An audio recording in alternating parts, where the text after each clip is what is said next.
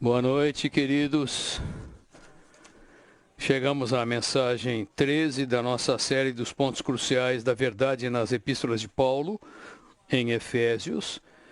Vamos continuar agora da semana passada, especialmente com Efésios capítulo 5, versículo 2. Estamos numa passagem de Efésios de viver uma vida digna do chamamento de Deus, em 5:1. Então, andar em amor e na luz, como diz o título, é parte desse andar digno. Com relação ao andar digno, o andar digno é um andar da preparação da noiva.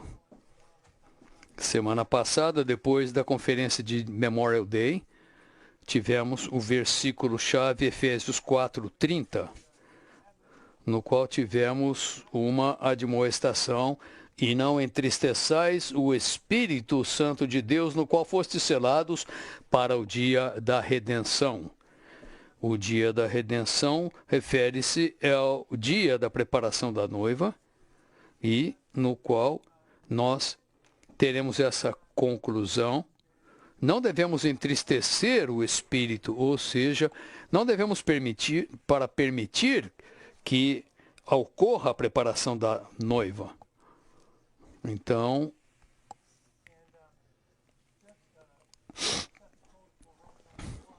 para entrarmos no algarismo romano 1, que fala de andar em amor, eu vou falar sobre andar em amor, e o irmão Bob vai completar a mensagem no algarismo que fala de andar na luz.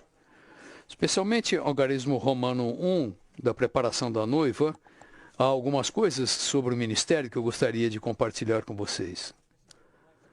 No estudo Vida de Gênesis, mensagem 15, vocês percebem que o arrebatamento exige que você ame o Senhor e viva em sua presença? Precisamos amar o Senhor. Senhor Jesus, eu te amo. Quero viver na tua presença. Quero andar contigo porque eu te amo. Essa atitude de amor é a condição preparatória que nós vamos ter para sermos arrebatados, que é a preparação da noiva. Isso das minhas notas pessoais, em Cristo versus Religião, capítulo 2, falado no verão de 1970. O irmão lhe disse: irmãos, não estou forçando vocês a fazer algo, mas eu lhes peço. Vocês estariam dispostos a partir de hoje a contatar o Senhor com a sensação de que Ele é o seu noivo? Vocês estariam dispostos? Estariam dispostos? Vocês estariam? Dá para você imaginar quão enfático ele foi? Ele falou 4 vezes: vocês estariam dispostos? Então, uma palavra do irmão Watchmani disse: não devemos temer segui-lo tolamente ou amá-lo fervorosamente demais. Quando um cristão encontrou um homem mais velho, ele falou: eu gostaria de ser um amante fervoroso de Cristo. Ou seja, não pode haver limite para amarmos o Senhor, servi-lo, obedecê-lo, e jamais podemos fazer demasiadamente essas coisas. O Senhor quer nos ver amando-o fortemente. Ele quer que nós o amemos além da razão humana e além do afeto humano.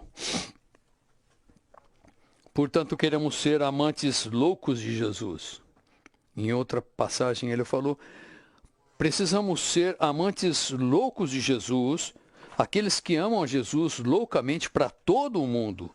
Essa sensação nos introduz nesse andar digno. Com relação a isso, o algarismo romano 1 diz: andai em amor, como também Cristo nos amou e se entregou por nós, como oferta e sacrifício de aroma agradável a Deus. Efésios 5:2. Então, no contexto aqui, isso está no contexto de Efésios 5:1. E Efésios 5:1 fala: sede, portanto, imitadores de Deus como filhos amados e andai em amor. Isso indica que a advertência do apóstolo, ele descreve no meio de falhas e erros, porque os filhos de Deus, eles podem viver como o Senhor viveu, imitando e andando em amor, e também como veremos na luz. Então, o andar aqui, assim como em 4:1 e em 5:2 também, andar significa viver, mover-se e existir. Ou seja, viver, andar e existir em amor. Então, o nosso irmão diz aqui que andar em amor com intimidade e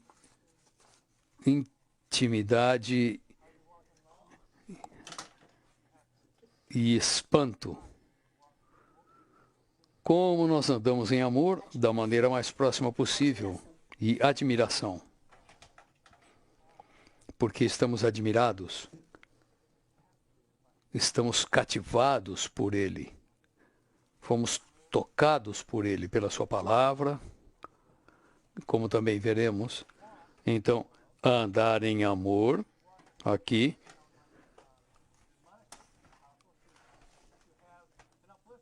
andar em amor é ter um viver elevado na virtude cristã do amor, andar em amor com todos os irmãos, não tendo mais ofensas.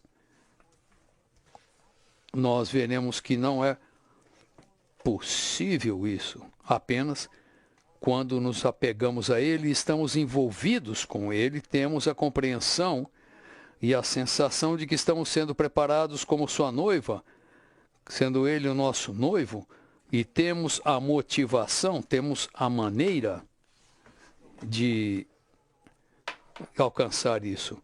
Então, o Algarismo Romano 1 fala andar em amor, como também Cristo andou, certo?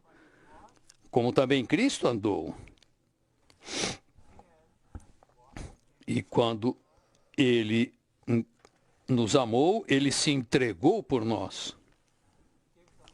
Se entregou por nós como oferta e sacrifício de aroma agradável a Deus. Sacrifício aqui significa a oferta de pecado, oferta para a remissão dos pecados. Oferta significa um mover em direção a Deus para ter comunhão com Ele, para uma comunicação mútua com Ele. Então, esse versículo implica que devemos andar, e enquanto andamos, há a possibilidade, nós podemos ser uma cópia, uma duplicação do andar dele. Podemos andar como ele andou, e quando fazemos isso, há uma réplica do que ele era como uma oferta, ou seja, se oferecendo como sacrifício aqui.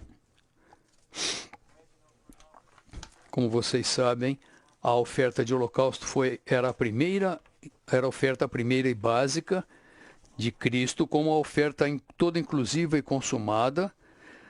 Na letra A fala: o holocausto tipifica Cristo em viver uma vida que era totalmente para Deus e para a satisfação de Deus. Tipifica Cristo em viver uma vida que era totalmente para Deus e para a satisfação de Deus. O Algarismo Romano 1 diz que nós devemos andar em amor, como também Cristo nos amou. Devemos andar de uma maneira que seja totalmente para Deus e para a satisfação de Deus. Como podemos fazer isso? viver uma vida totalmente para Deus e satisfação de Deus, no meio deste mundo, aqui e ali, nessa confusão toda, as exigências, a agitação, isso implica que precisamos amá-lo e admirá-lo ao ponto de que esse mundo, a agitação, as complicações, não nos impeçam de nos apegar a Ele, de irmos a Ele, de conversarmos com Ele, de o tocarmos. Então, Cristo viveu neste mundo uma vida de Deus como amor, e Ele é agora nossa vida. Nossa vida para que vivamos a mesma vida de amor neste mundo e sejamos iguais a Ele. Esse é Jesus vivendo novamente na terra em sua humanidade, divinamente enriquecida como um aroma agradável a Jeová. Esse era Ele. Efésios 5:2 diz que nós devemos viver assim. Como também Ele viveu, nós devemos viver. Há milhares de aspectos experienciais dessa nossa oferta. Primeiramente, a oferta de holocausto tipifica e significa Cristo como a vida capaz, motivada e que viveu uma vida absoluta para Deus, totalmente para Deus e para a satisfação de Deus. Podemos fazer isso? Não há nada em nós que possa fazer isso. Mesmo que nós anelemos fazer isso, não conseguimos. Mas essa é a primeira parte da definição da oferta de holocausto. O holocausto também é a vida. Ele agora está vivendo em nós a sua própria vida, capacitando-nos a viver a mesma vida que ele viveu cumprindo a vontade de Deus.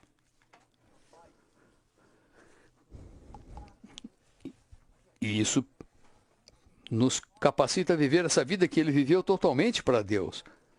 Temos de experimentar isso. Isso é parte da nossa preparação vital para andarmos em amor. O segundo aspecto desse andar é o significado da palavra holocausto. É usado em Efésios 1:3, em Levítico 1:3. Em hebraico, essa palavra significa elevar, levantar, algo que sobe.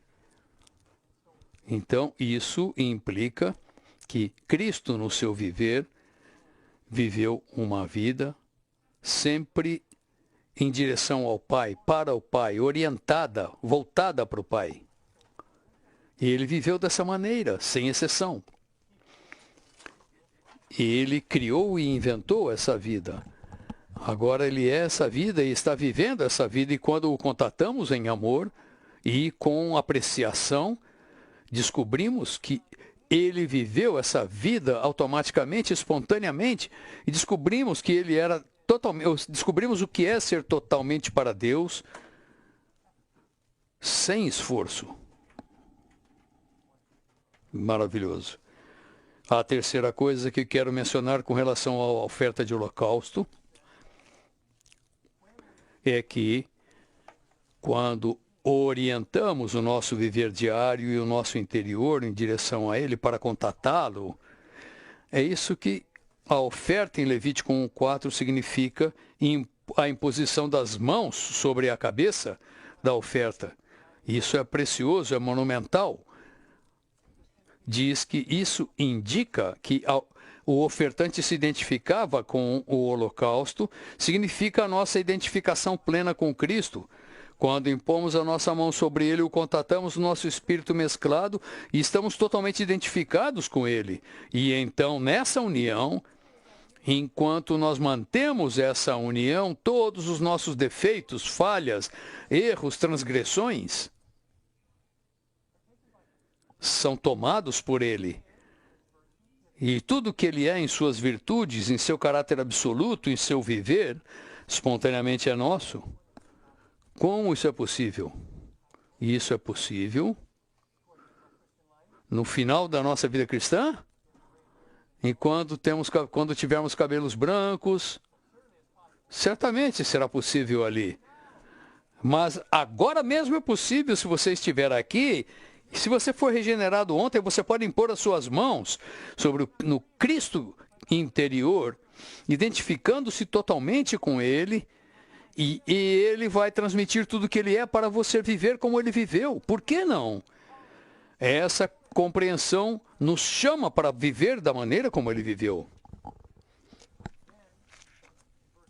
Então, no versículo 9, a oferta de holocausto era cortada em pedaços.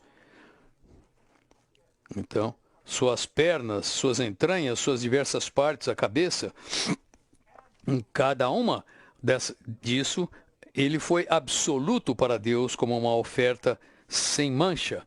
E isso era cortado e reunido e queimado totalmente, indicando que ele foi absoluto por Deus.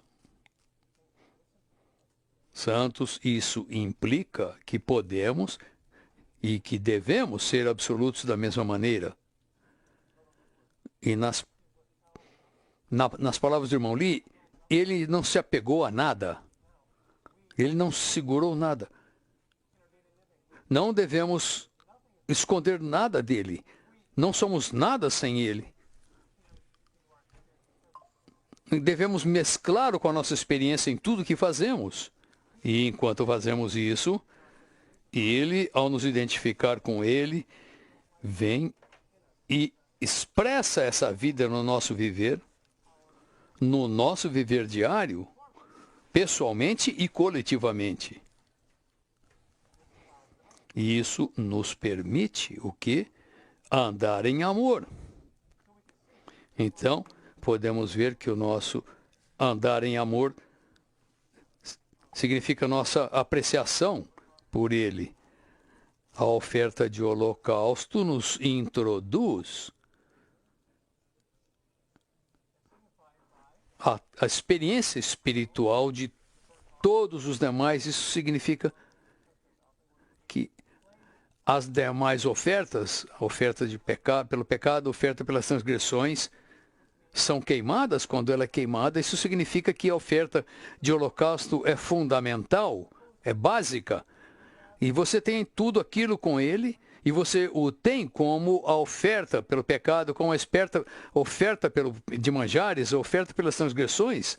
Você o tem como essa realidade, e isso corresponde à oferta de holocausto, que fala que o altar era a maior mobília do tabernáculo, 5 côvados por 5 côvados por 3 côvados, era a maior das mobílias do tabernáculo, e indicando que quando nós o experimentamos como o holocausto em nossa consagração para ele, toda a experiência espiritual dele se torna nossa espontaneamente. Esses indicadores amáveis em tipologia diz que tudo que precisamos para andar em amor, nós temos que nos dar a ele, ser atraídos por ele, cativados por ele, amá-lo totalmente por ele, de maneira absoluta. E ele é aquele que nos atrai para fazer isso. E quando ele nos atrai, nós simplesmente nos unimos a ele. E nessa unidade com ele, ele faz isso. Letra B diz: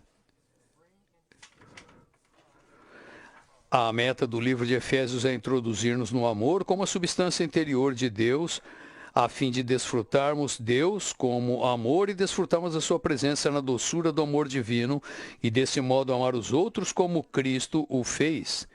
Em Efésios 5, versículo 2, os efésios não tinham um relacionamento perfeito com Deus. Eles ficavam ofendidos, tinham de perdoar uns aos outros, eles podiam estar roubando uns dos outros, faziam coisas que não eram tão boas. E nesse contexto,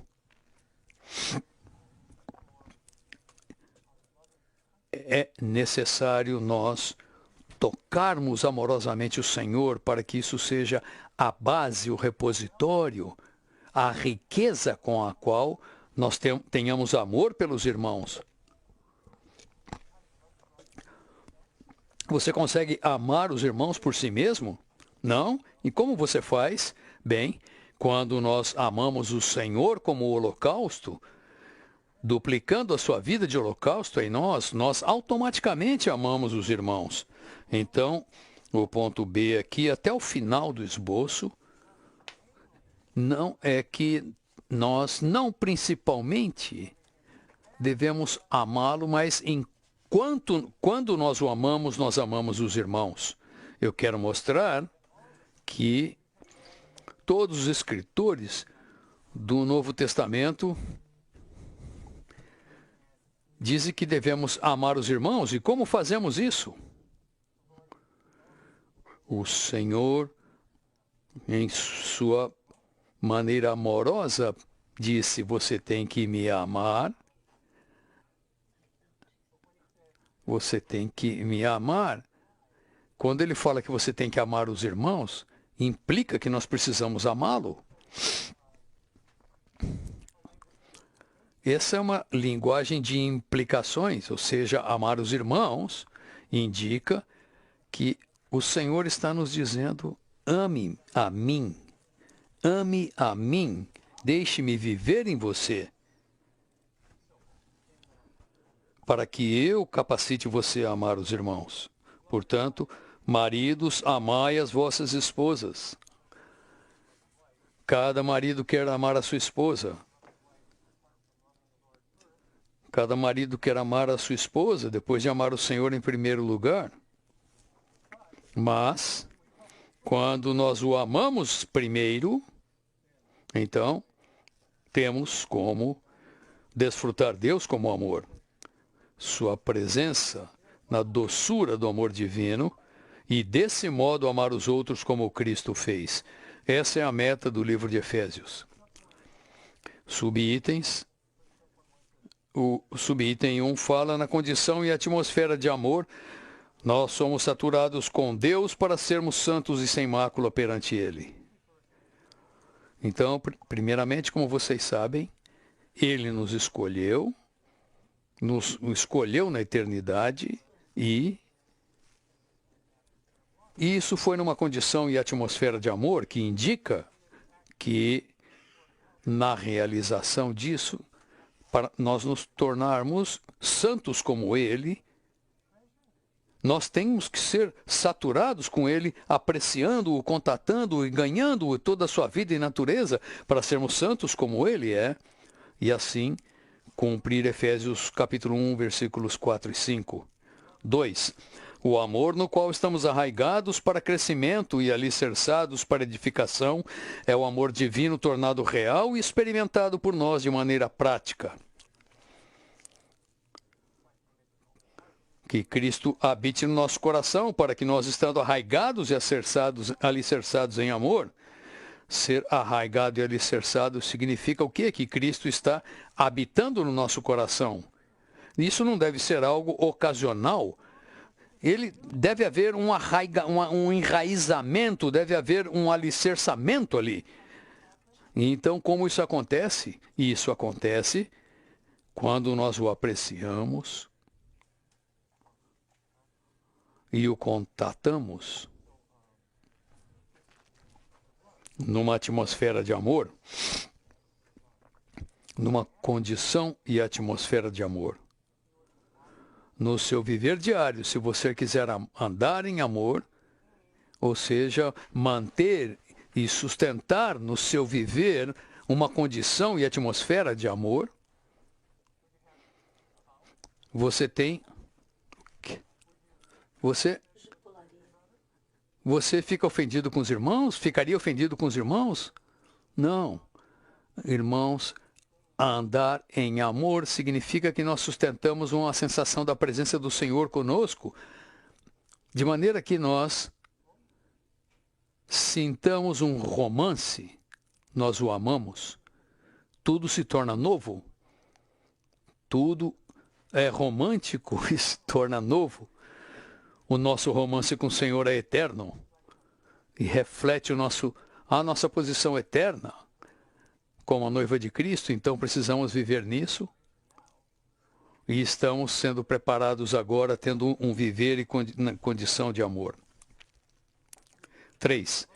O amor de Cristo, o qual é o próprio Cristo, é imensurável e excede todo o entendimento, porém podemos conhecê-lo ao experimentá-lo.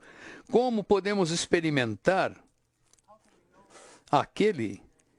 Como podemos saber se estamos experimentando, ou como podemos experimentar, como conhecemos o amor daquele cujo amor não é conhecível, é imensurável, inesgotável? Conhecê-lo tem duas dimensões. Se você for para o oceano, você olha para o oceano, você acha que conhece o oceano, mas você pode colocar o seu pé no oceano e conhecer o oceano, você pode mergulhar no oceano e conhecer o oceano. Nenhum de nós pode nadar até as extremidades do oceano. Nós podemos nadar no oceano. Nadar no oceano é como o amor de Cristo sendo a nossa experiência diária. C, como aqueles que foram regenerados para tornarem-se espécie de Deus, nós, os filhos de Deus, devemos ser amor.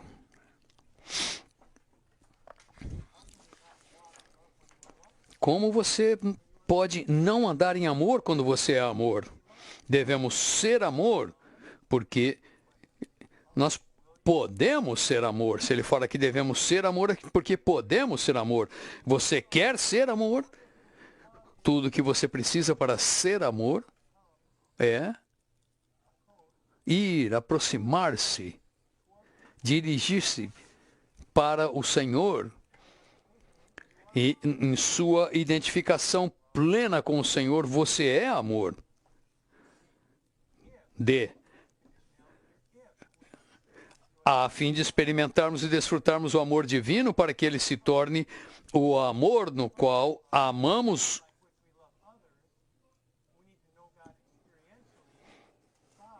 os outros. Nós precisamos conhecer Deus na experiência, vivendo continuamente na vida divina.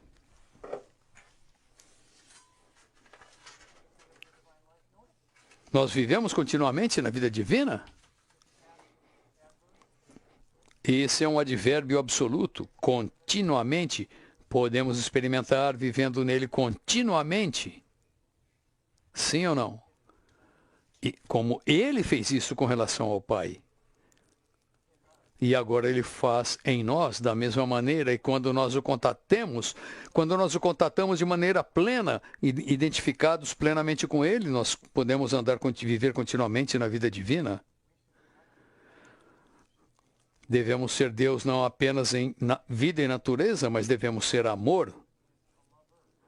Porque o Senhor é aquele que ama, nós vimos na conferência recentemente, e devemos ser amantes, não apenas o amor, mas amantes, aqueles que amam.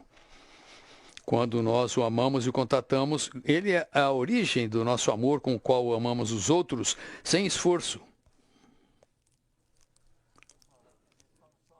Em Cântico dos Cânticos, página 22, ele fala: quando o amamos, mesmo que não conheçamos o termo luz, a vida, nós vamos desfrutar a vida. Então, conhecê-lo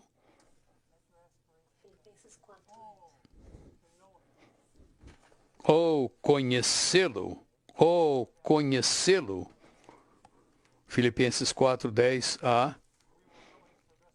Nós o conhecemos cada vez mais, somos preparados como sua noiva e simultaneamente nos tornamos amor como ele e amamos os outros. E B. Letra E. Deus nos amou primeiro ao infundir-nos com o seu amor. Não é à toa que podemos amar. Ele primeiro nos amou. Ele nos amou primeiro. ao infundir-nos com seu amor e gerou em nós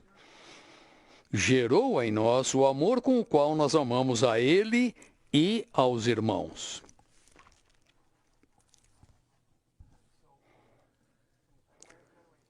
Desde que fomos regenerados, nós podemos dizer que Ele está ali esperando. Ele nos amou primeiro e está ali esperando. Essa é a nossa regeneração.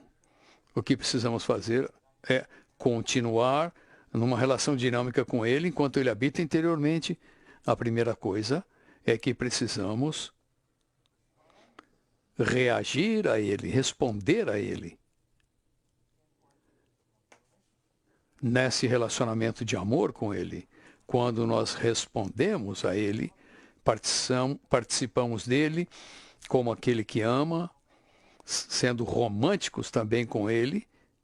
Nesse relacionamento de romance, podemos permanecer cada vez mais nessa condição. Essa é a dinâmica em que Ele nos ama e Ele garante que podemos viver com Ele dessa maneira. Ele quer viver conosco dessa maneira.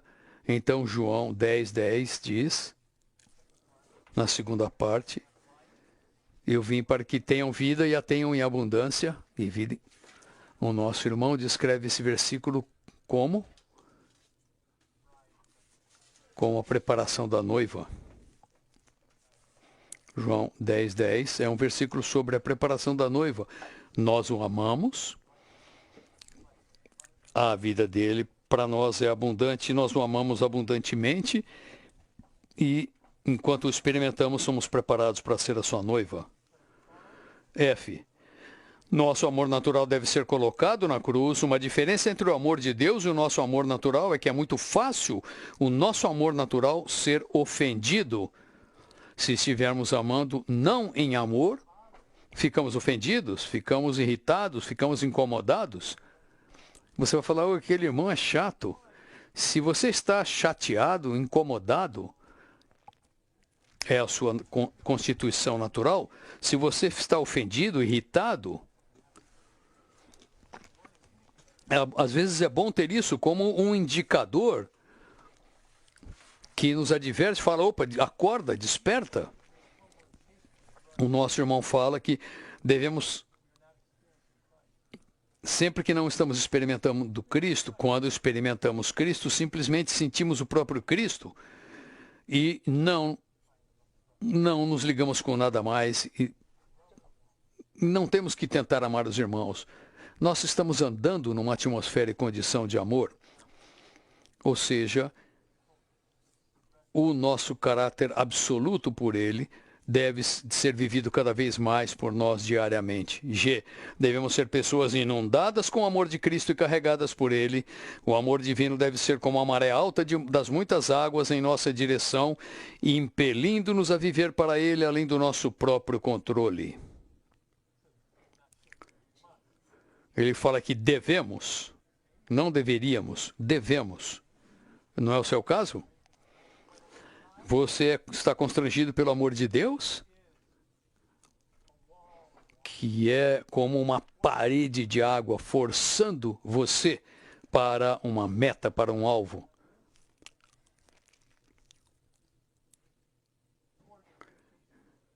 A sua apreciação com ele, considere, aí vem uma onda enorme. Uma tsunami de 30 metros de altura, lá vem a onda, 30 metros de altura, e de repente, para, está suspensa, como as águas do Jordão que se abriram. Esse é o amor de Deus que nos constrange, não obrigando você, não forçando você. Ele fala, ele está preparado para introduzir você nessa água forte, mas para termos essa realidade, temos que estar envolvidos com Ele e amá-lo dramaticamente nesse processo, nos importando com Ele. Letra H é muito preciosa. O mandamento sobre o amor fraternal é tão velho como novo. Velho porque os crentes o tiveram desde o princípio em sua vida cristã, novo porque em seu andar cristão ele amanhece como nova luz e resplandece como iluminação e poder novos repetidamente. Nós conhecemos esse mandamento. O Senhor em João 13 deu esse mandamento. Ele é velho, mas agora é novo. Cada vez.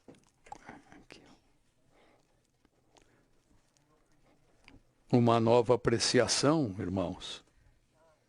Ele brilha, ele nos fortalece para fazer isso. E quanto mais vivemos dessa maneira, repetidamente ele se torna novo, novo, novo, novo. Então, ele é apenas novo.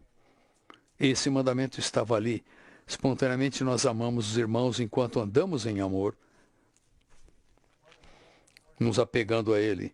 Os mandamentos do Senhor não são meras injunções.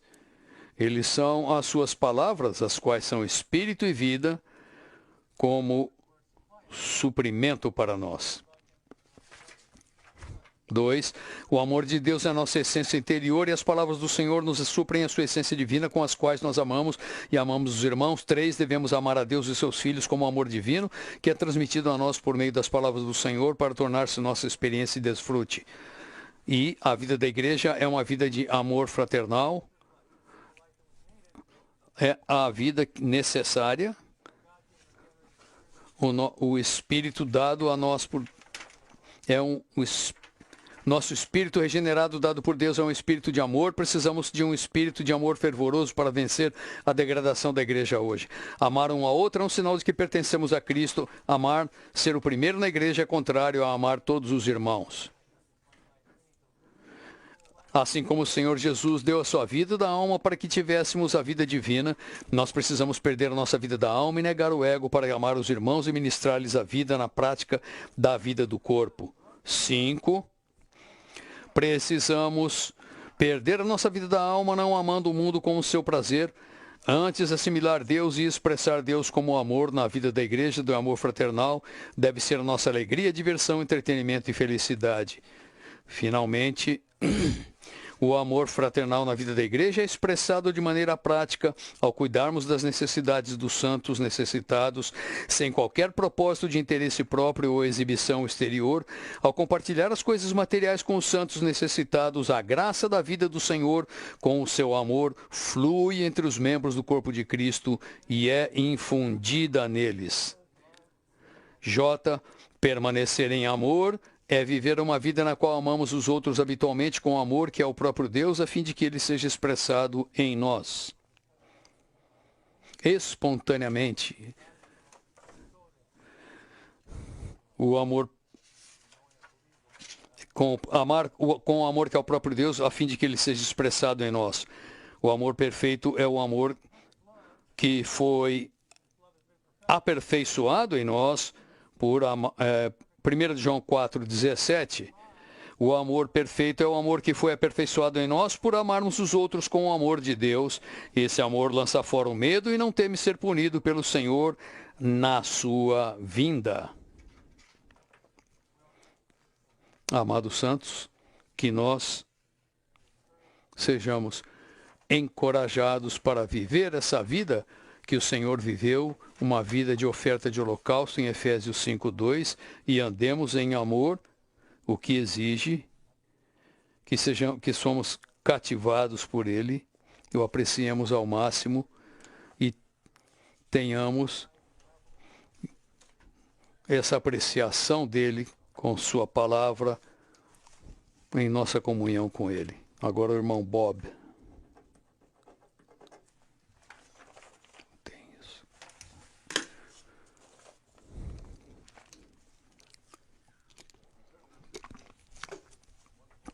Certamente apreciamos esse esboço maravilhoso que o nosso irmão montou para nós, certo? É um tesouro, todos esses pontos são verdadeiros tesouros. Agora vamos prosseguir a segunda parte, que fala de andar na luz. Então Paulo, primeiramente, nos encoraja a andar em amor. Cristo é o modelo.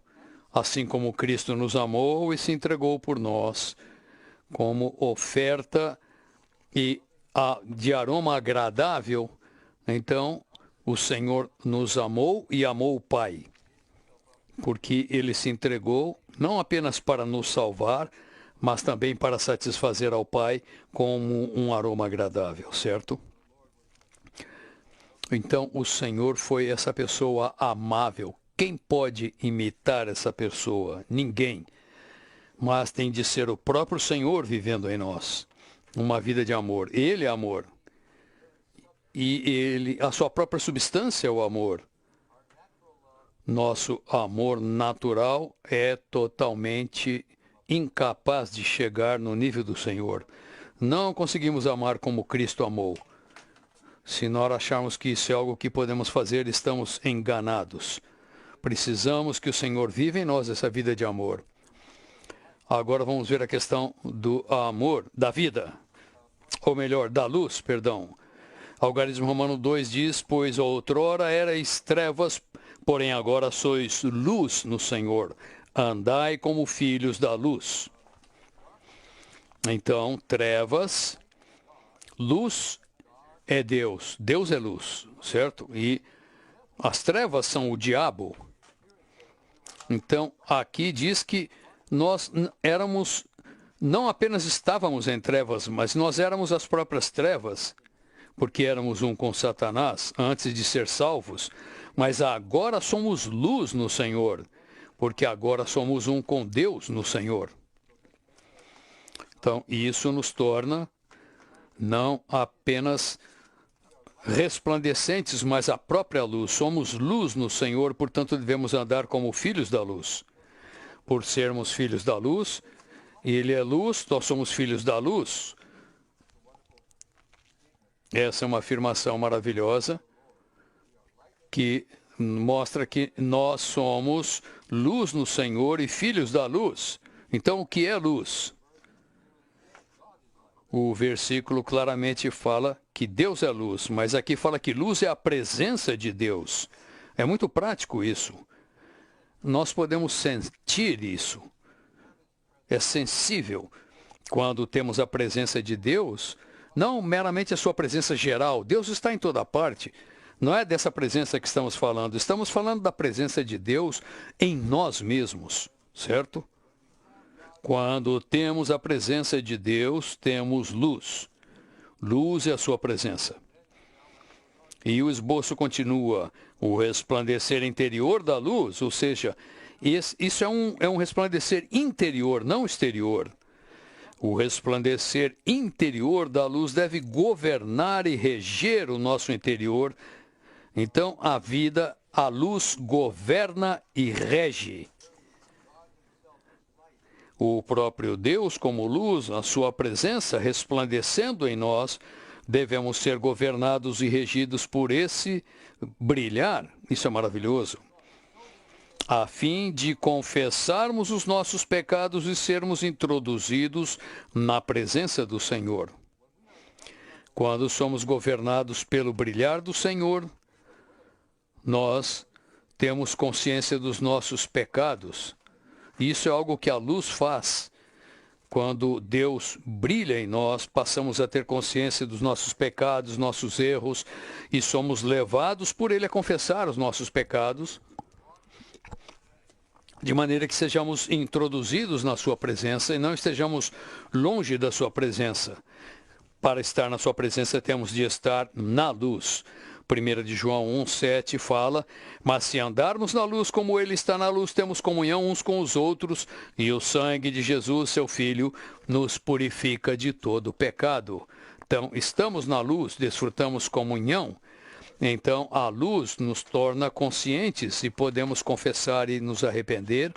E isso nos introduz novamente na presença do Senhor, nos guarda na luz e nos guarda na comunhão que é na luz. Então, a luz governa. No comecinho, em Gênesis, quando Deus fez os dois grandes luzeiros, um é o sol que brilha no dia e a luz para brilhar à noite, fala que ele fez para que o governarem o dia e a noite. Para governarem o dia e a noite. E também foram criados para fazerem separação entre a luz e as trevas. Deus queria separação entre luz e trevas. Ele não queria que houvesse confusão entre essas duas coisas. Luz é luz e trevas são trevas. Deve haver essa separação também em nossa experiência. Então, ele nos governa brilhando, resplandecendo em nós. Nós somos governados pela luz, não por pessoas. No livro de Isaías, o ponto B diz que Isaías 2,5 é um chamamento para o povo de Deus a andar na luz. Esse chamamento é um chamamento para nos arrependermos e confessarmos os nossos pecados, a fim de sermos introduzidos na presença de Deus. O Senhor disse à casa apóstata de Jacó, do povo de Israel, eles estavam longe de Deus. Ele falou: vinde, ó casa de Jacó, e andemos na luz do Senhor. Ele os chamou de volta para voltarem à sua presença. Mas isso foi um chamamento para voltarem através do arrependimento e da confissão dos seus pecados. Essa é a maneira de estarmos na presença do Senhor, certo? Sempre que sentimos que perdemos a sua presença, o que devemos fazer? Devemos simplesmente voltar nosso coração para Ele, nos arrepender, confessar os nossos erros, nossos pecados, sempre que nós recebemos a luz divina, e então somos levados de volta à sua presença. O item 1 fala quando Deus falou essa palavra ao seu povo, ele também disse, mediante o seu profeta Isaías, ai dos que ao mal chamam bem e ao bem mal, que fazem da escuridade luz e da luz escuridade, põem o amargo por doce e o doce por amargo. E isso é uma condição muito anormal, certo? Trevas são trevas, luz é luz. Chamar trevas de luz e luz de trevas é anormal, muito anormal, uma situação muito anormal. Mas essa era a condição entre o povo de Deus naquela época. E está se tornando cada vez mais a condição da humanidade hoje. As pessoas justificam o mal e condenam o bem. Isso são trevas, e o irmão Otmani falou que isso é obsessão. Obsessão significa uma auto-engano, as pessoas enganam-se a si mesmas. E um exemplo disso é 1 de João 1,8. Ele fala, se andarmos na luz, ele fala, se dissermos que não temos pecado, enganamos a nós mesmos e a verdade não está em nós. É possível estar nessa condição em que enganamos a nós mesmos. Isso é obsessão. Essa é a verdadeira situação entre aquele povo de Israel naquela época. Agora, no item 2, precisamos permanecer em Cristo e andar na luz da vida. A luz da vida, que frase maravilhosa! A fim de participarmos de Cristo como nossa porção na luz.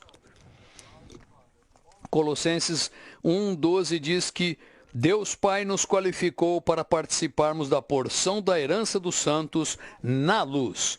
Quando estamos na luz, significa que estamos na presença do Senhor, temos a presença resplandecente e desfrutamos Cristo nessa luz.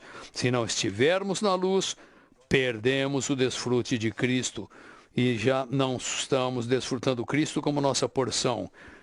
Podemos verificar isso em nossa experiência. Podemos participar de Cristo como nossa porção na luz, quando a luz resplandece e governa em nós. Resplandece e governa em nós. A luz é o reino do Filho do amor de Deus, em contraste com a autoridade das trevas, que são o reino de Satanás. Quando Deus, como luz, sua presença resplandecente em nós, nos governa como a luz divina, essa luz que governa torna-se um reino. Sabemos que o reino é uma esfera de governo, certo? Uma esfera de governo. Esse é o reino do Filho do amor de Deus. Nesse reino temos luz, vida e amor. E isso está em contraste às autoridades das trevas, que é o reino de Satanás. Então Deus nos libertou da autoridade das trevas e nos transferiu para o reino do Filho do seu amor. Esse é o reino no qual a luz brilha e governa em nosso interior. Esse é um resplandecer interior. Letra C. Na experiência dos buscadores amorosos de Deus. Precisamos ser os buscadores de Deus e devemos buscá-lo em amor, como o irmão Rick mostrou numa atmosfera romântica. Somos os buscadores amorosos de Deus. A palavra de Deus é uma esfera de luz. É uma esfera de luz, como neste salão aqui. Estamos num salão cheio de luz. Quando você sai da casa com o sol brilhando lá fora, você está numa esfera de luz. Se torna uma esfera de luz.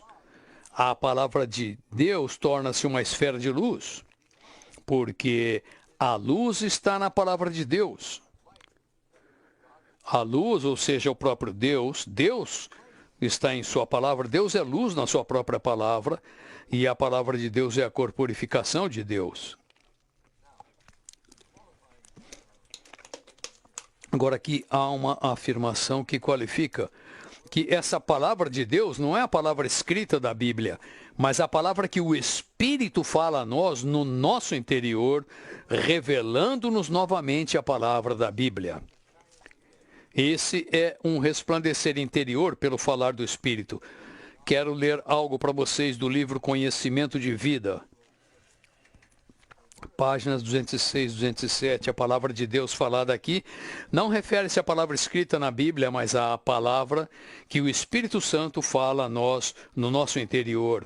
A Bíblia é a palavra escrita de Deus, isso está correto, mas essa palavra, composta por meras palavras impressas, não tem o poder de brilhar a luz e transmitir vida para nós. Contudo, quando o Espírito Santo revela a palavra da Bíblia, abrindo-a e vivificando-a para nós, a palavra tem o poder da luz que resplandece e tornar-se a nossa luz. Se lermos apenas a Bíblia, mesmo que leiamos inteirinha e a decoremos, vamos ter apenas doutrinas e ensinamentos. Ainda não teremos obtido a palavra de Deus se não obtivermos luz. Sem a luz, não recebemos a palavra. A palavra se torna letras pretas no papel branco. Mas não temos a palavra de Deus, porque a palavra de Deus é a esfera de luz.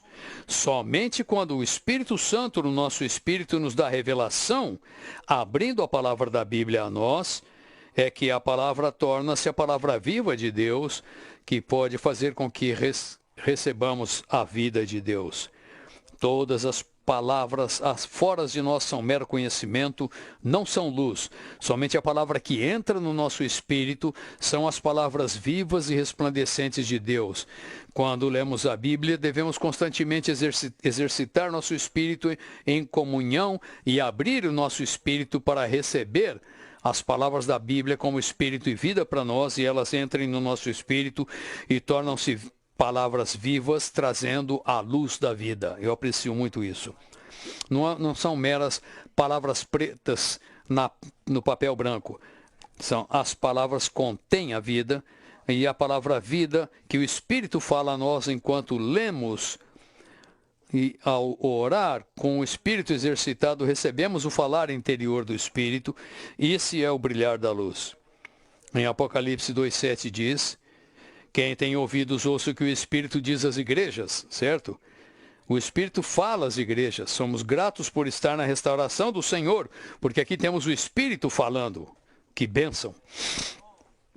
E em Salmos, há versículos que nos dizem que a revelação das tuas palavras dá luz. A lâmpada, a tua palavra dá luz e dá entendimento aos simples. Pelo falar do Espírito a nós.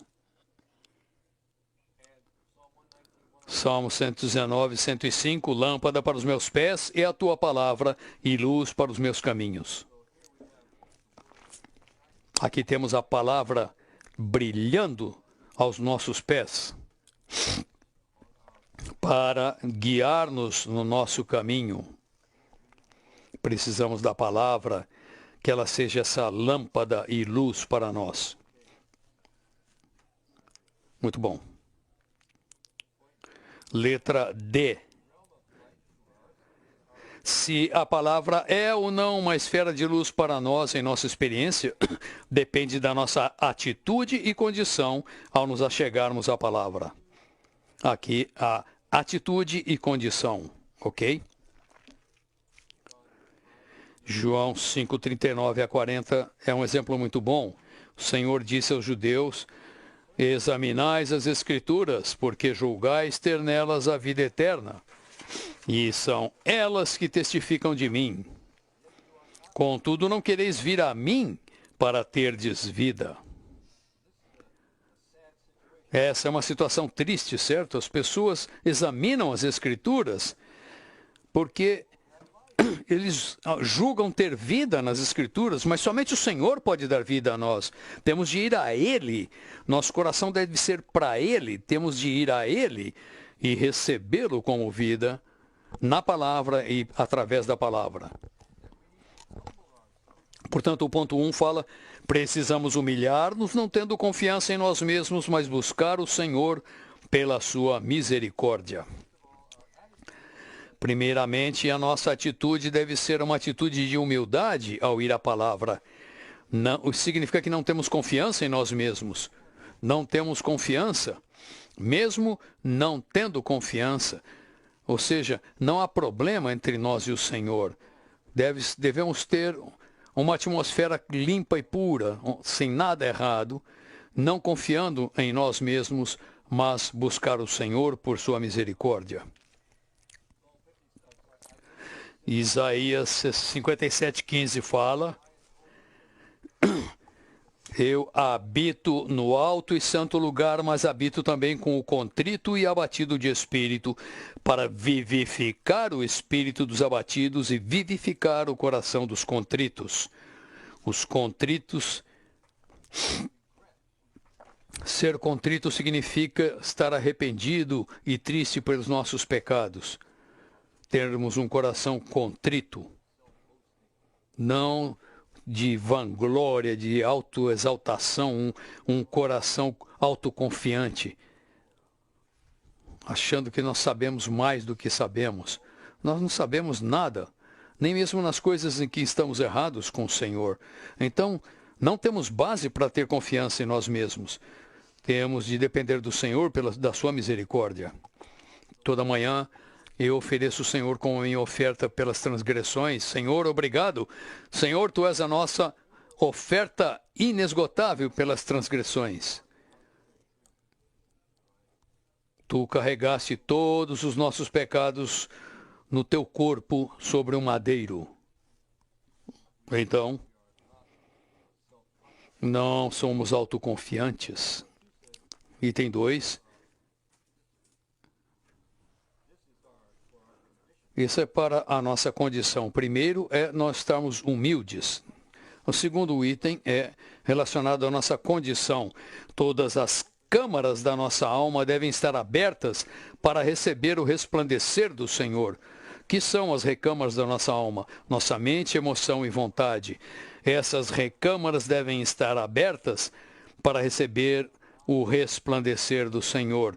Precisamos que a nossa mente entenda a palavra do Senhor, que a nossa emoção ame a palavra do Senhor e que a nossa vontade tome o caminho de Deus revelado na palavra, certo?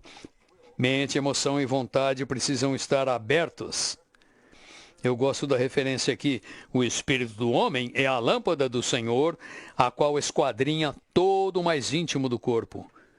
Ali, a luz de Deus está no nosso espírito, resplandecendo no nosso interior. Precisamos abrir essas partes interiores para receber o brilhar do Senhor. Letra E. Para recebermos luz por meio da palavra, precisamos lidar com os empecilhos e frustrações em nosso coração. Sempre que vamos à palavra, devemos exercitar o nosso coração, buscar o Senhor com todo o nosso coração e não ter um coração dividido. temos impedimentos, empecilhos e frustrações em nosso coração.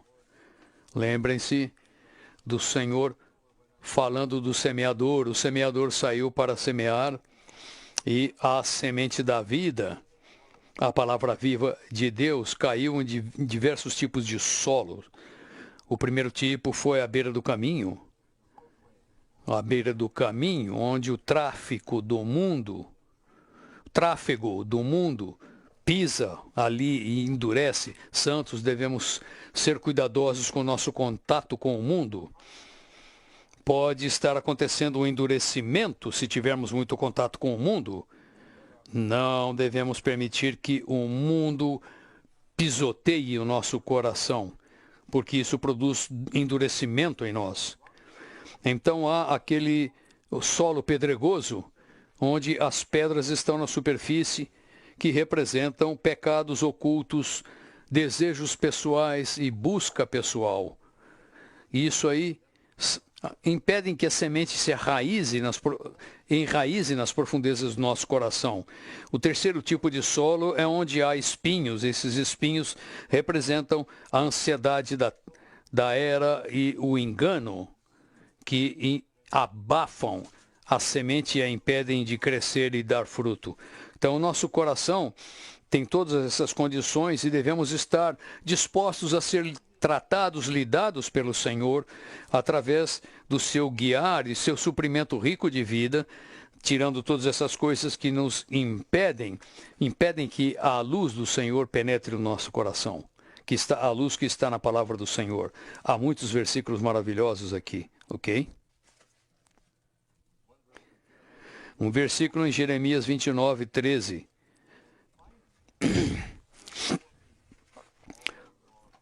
Eu sei que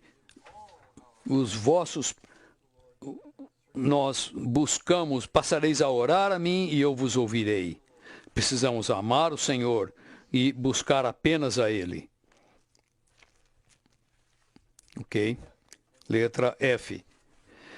Iluminação depende da misericórdia de Deus. Sempre que Deus vem e concede a sua misericórdia, a luz do seu semblante é a nossa luz, sua manifestação é a nossa visão e a sua presença é nosso ganho.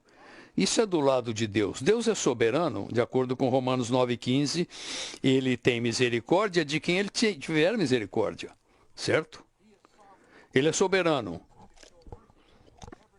Ele pode mostrar misericórdia para quem ele quiser. Não é uma questão de nós suplicarmos ou acharmos que merecemos a sua misericórdia. Ele é soberano. Então, para receber luz de Deus, temos de depender da sua misericórdia. Ok? Isso é do lado de Deus. Um exemplo disso que eu aprecio é o de Saulo de Tarso. Saulo de Tarso estava a caminho de Damasco. Para quê? Para perseguir a igreja. Enquanto ele estava a caminho, a luz resplandeceu sobre ele. E pode ter sido uma luz exterior, mas certamente foi uma luz interior também. Ele foi infundido com essa luz. Não é misericórdia? 100% misericórdia. Devemos aprender a apreciar a misericórdia do Senhor. Quando eu considero a minha vida passada e eu busco uma palavra apenas para descrever, qual é a palavra? Misericórdia. Tudo é misericórdia. Porque estou aqui diante de vocês de pé hoje, misericórdia. Eu sou um recebedor de misericórdia. Somos vasos de misericórdia.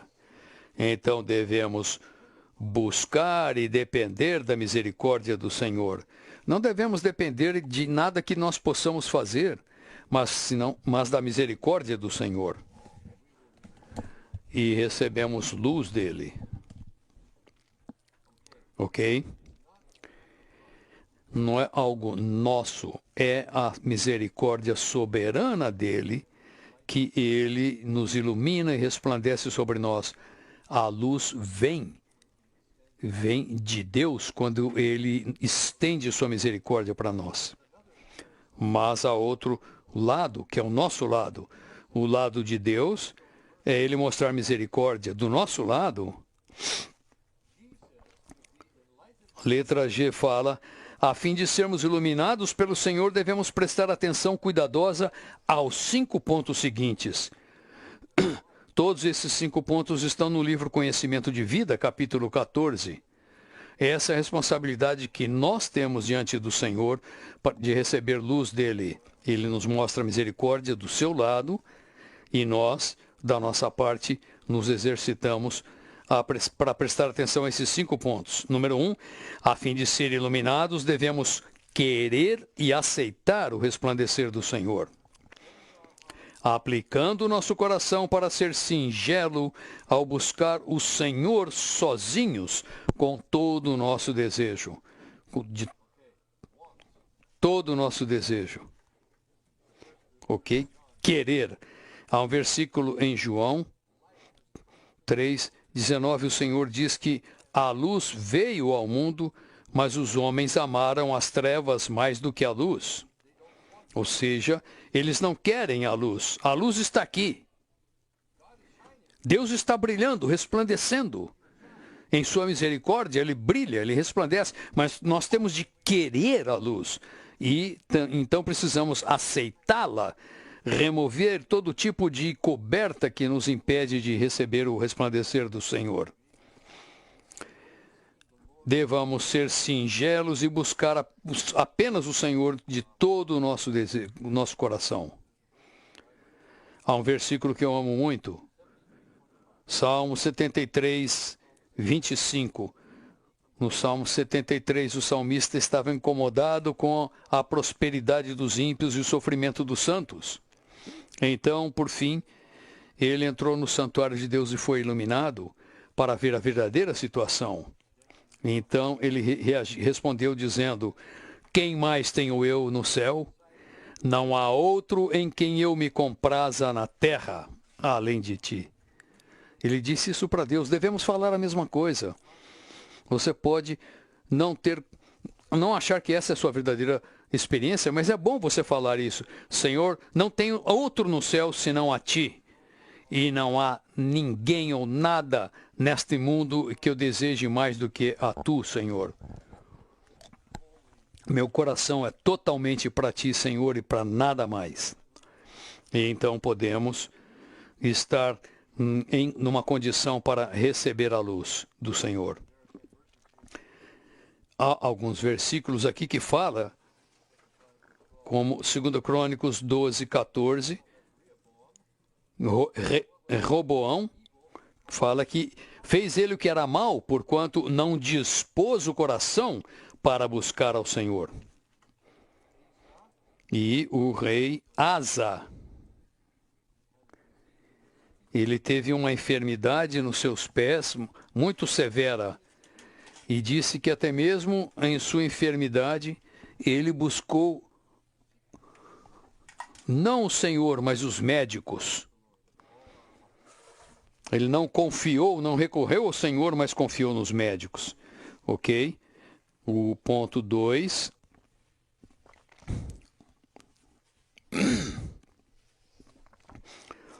Agora, a segunda das 5 coisas.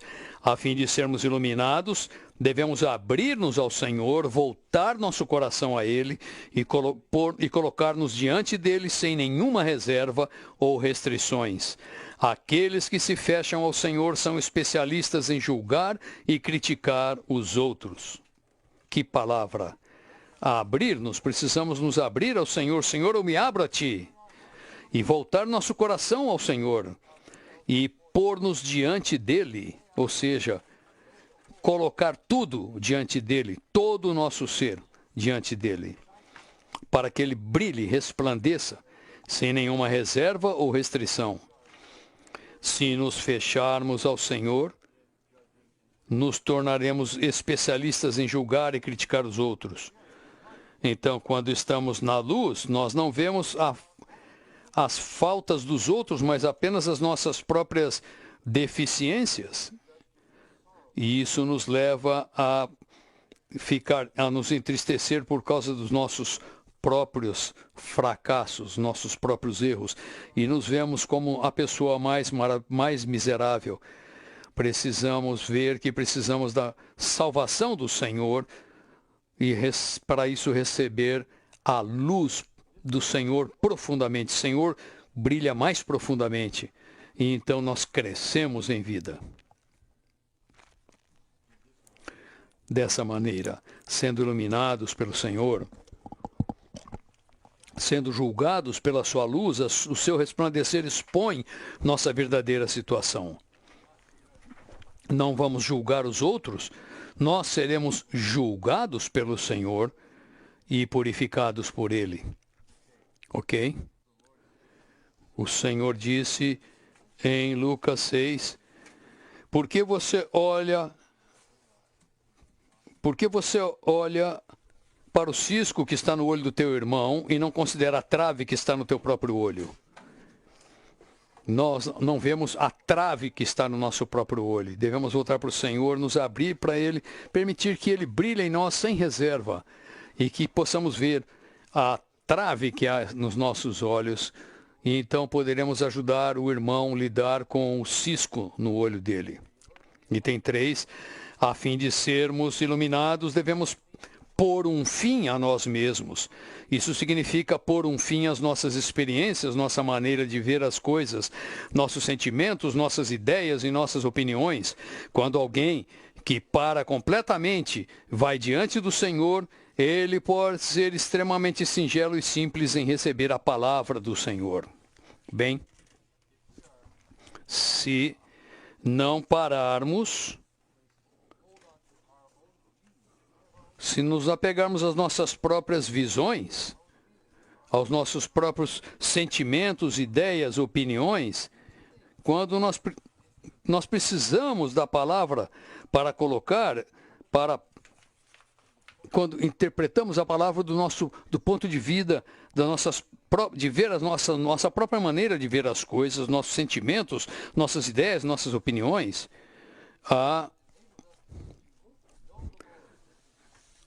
conhecer o Senhor e desejar o seu plano e propósito, mas porque eles não são parados, há muitas coisas acontecendo em nós, quando lemos a palavra, não conseguimos compreender a luz e receber um entendimento adequado da palavra. Um exemplo excelente de uma pessoa muito ocupada é Marta, no Novo Testamento. Em Lucas 10, ela convidou o Senhor à sua casa.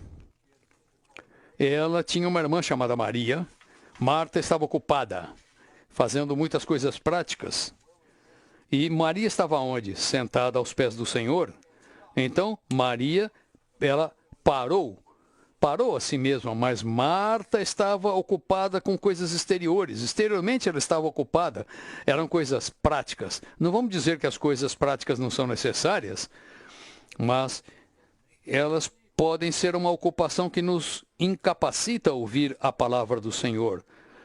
Então Marta não conseguia ouvir as palavras do Senhor, mas Maria estava sentada aos pés do Senhor, ouvindo as suas palavras. Esse é um exemplo de como precisamos parar-nos em nossa atividade exterior. Em João 11, Lázaro havia morrido, e onde vemos Marta, em João 11, cheia de opiniões. Ela disse ao Senhor, se tu estivesse aqui, meu irmão não teria morrido. Mas sei que mesmo agora, tudo quanto pedirdes a Deus, Deus te concederá. Jesus disse a ela, teu irmão ressuscitará. Ela falou, eu sei que ele ressuscitará na ressurreição no último dia. Essa era a opinião dela. O Senhor foi lá para ressuscitá-lo naquele dia. Mas ela colocou a ressurreição lá no futuro. Então, ela estava interiormente ocupada. Ela não parou. Nós temos de nos parar interiormente. Pela misericórdia do Senhor, temos de abandonar nossas opiniões, para sermos puros, singelos e simples, e assim podermos ouvir o falar do Senhor interiormente em nós. Muitas opiniões ali. E eu quero mostrar que havia dois irmãos que eram o oposto disso, o irmão Watchmani e o irmão Witness Lee. Quando eles ouviam a palavra, eles entravam nela, eles recebiam a palavra, ouviam o falar do Senhor. E na restauração do Senhor, por isso temos a palavra pura que o Senhor quer dar. E precisamos ser iguais a eles. Precisamos ser, senão não conseguiremos também entrar na palavra do Senhor. Agora, item 4. É o quarto item. A fim de sermos iluminados, não devemos discutir com a luz do Espírito que fala no nosso interior ou dos ministros do Espírito que falam no exterior. Não discutir significa brigar ou criticar, discutir. Em vez de discutir, de disputar com a luz, devemos aceitar, nos submeter e lidar conosco interiormente. Qualquer resistência em nós fará com que a luz se afaste, retroceda. Em Atos há um exemplo, o que Paulo disse? Atos, não fui desobediente à visão celestial. Atos 19. Paulo recebeu a visão celestial e obedeceu à visão. Outro exemplo, os filhos de Israel em Cádiz Barneia, quando eles estavam para entrar na boa terra, o Senhor disse a eles: entrem, a terra está aí diante de vocês, entrem. Então, foram 12 espias. Quando voltaram, 10 deles falaram: não conseguimos, nós não vamos conseguir entrar. Só tem gigante lá, eles vão nos comer vivos. Então, eles discutiram. Eles falaram: não é possível, não conseguiram receber a palavra do Senhor. E em Hebreus 4:2, fala que a palavra que ouviram não foi misturada com a fé. Em vez disso, eles discutiram com a luz do falar do Espírito e discutiram com um ministro humano da palavra. Então, é possível que as pessoas discutem e critiquem os ministros que ministram o Espírito. Quando discutimos com a palavra de Deus, a luz vai embora. Deus não discute com nós. Ele simplesmente volta para trás e tira o seu brilhar. Aqueles que ministram o Espírito para nós, se nós os criticamos, eles também não vão discutir, eles simplesmente se afastam. Porque, mesmo que eles queiram nos ajudar, eles não vão conseguir, porque nós estamos discutindo com eles, criticando. Então, nós não temos condição de receber ajuda deles. Então, temos de nos manter abertos contra qualquer tipo de contradição em nós, de maneira que a luz brilhe quando ele fala conosco e ministra para nós, ministrando a palavra. Não devemos permitir que entrem as discussões, as dúvidas, senão a luz vai embora e não receberemos o benefício disso. Número 5, para ser iluminados devemos viver continuamente na luz. O que significa isso? Significa que nós aceitamos a palavra quando a ouvimos e concordamos com ela e nos submetemos a ela e a obedecemos. Então, precisamos estar continuamente nessa luz. Não deixar essa vida, mas devemos viver continuamente nessa luz, andando o tempo todo fielmente na luz que recebemos e nunca mudamos. Ok? Item H. Não devemos manufaturar nossa própria luz, antes devemos depender do Senhor para nos iluminar, ou seja, confiar na misericórdia do Senhor. Esta é uma passagem muito difícil da palavra do Senhor para entender. Isaías 50, 10 e 11. Quem há entre vós que tema ao Senhor e que ouça a voz do seu servo? Aquele que andou em trevas sem nenhuma luz, confie em o nome do Senhor e se firme sobre o seu Deus. O que isso descreve? descreve uma pessoa que teme a Deus. É muito positivo, certo? Ele não está errado, ele teme a Deus. Ele ouve a voz do servo de Deus, mas não tem luz. Não tem luz. Talvez nós nos identifiquemos com isso, certo? Às vezes, você sente que não tem luz, eu não tenho luz alguma. Qual deve ser a nossa reação se nos encontrarmos numa situação como essa? Devemos não fazer coisa alguma, mas depender do Senhor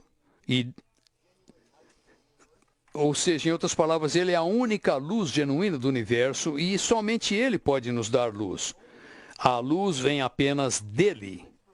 O versículo seguinte diz: Eia, todos vós que acendeis fogo e vos armais de setas incendiárias, andai entre as labaredas do vosso fogo e entre as setas que acendestes. De mim é que vos sobrevirá isso, e em tormentas vos deitareis. Se reagirmos a uma condição de carência de luz, acendendo o nosso próprio fogo, tentando gerar, manufaturar a nossa própria luz, então o irmão Lee disse que as trevas espirituais não podem ser removidas pelo fogo humano. Somente pela luz. A luz vem apenas de Deus e não dos homens. Temos de nos manter abertos ao Senhor e confiar apenas nele. Não devemos tentar manufaturar a luz em nossa vida. Em minha leitura, eu peguei alguns exemplos disso. Às vezes, você considera algo com a sua mente desta maneira, ou daquela outra maneira. Você analisa de todos os aspectos e então você toma uma decisão baseado na sua análise. O que é isso? Isso é a luz manufaturada pelo homem. E outra maneira é a introspecção. Introspecção é você se examinar interiormente para definir o que está errado. Não devemos usar a introspecção, olhar para nós mesmos interiormente. E isso é manufaturar, produzir a nossa própria luz. Devemos evitar isso a todo custo. Introspecção, olhar apenas para o Senhor, confiar em Deus, que Ele brilhe em nós e seja a origem da luz para nós, ok? Um cristão não pode avançar no caminho espiritual pelo seu próprio fogo. Ele deve confiar no nome de Jeová e depender do seu Deus. Salmo 36:9 fala: na tua luz vemos a luz. Nós vemos a luz na luz de Deus. Nós vermos a luz é discernirmos a verdadeira situação. A verdadeira situação. É assim que sabemos qual é a verdadeira situação. Porque Deus nos ilumina. Em sua luz vemos a luz. Caso contrário, não conseguimos ver a luz. 2. Se nos cingirmos com luz fabricada por nós mesmos, embora andemos na luz do nosso próprio fogo por certo tempo, no fim nos deitaremos em tormenta. Isso é uma situação negativa. Devemos evitar isso ao máximo. 3. Não devemos substituir a luz de Deus com a nossa própria luz. Antes, devemos sempre receber luz de Deus. A luz real e genuína é Deus e Ele também é a origem, é aquele que dá a luz. Ele é a luz e é o que dá a luz. Devemos olhar a Ele e apenas a Ele. Para finalizar a mensagem, nossa vida cristã deve ser como a luz da aurora que vai brilhando mais e mais até ser dia perfeito. Então resplandeceremos como o sol no reino do nosso Pai. Nossa vida cristã deve brilhar cada vez mais, até chegarmos a dia perfeito. Não tem o sol se pondo, mas é o dia pleno, é pleno dia. Então brilharemos, resplandeceremos como o sol no reino do nosso Pai. Isso é uma recompensa para nós no reino milenar. Finalmente, por fim, toda a Nova Jerusalém será o difusor da luz divina. Hoje esse difusor é o corpo de Cristo, como o povo do reino como a luz do mundo, apagando as trevas do mundo. Por fim, por estarmos na luz de Deus pela sua palavra, seu falar espiritual em nós, nos tornaremos a Nova Jerusalém, e na Nova Jerusalém, a glória de Deus ilumina a cidade e o Cordeiro é a lâmpada. O Redentor é a lâmpada e a glória de Deus ilumina a cidade. Capítulo 22, versículo 5 fala que a luz de Deus brilhará na cidade sobre eles. E então,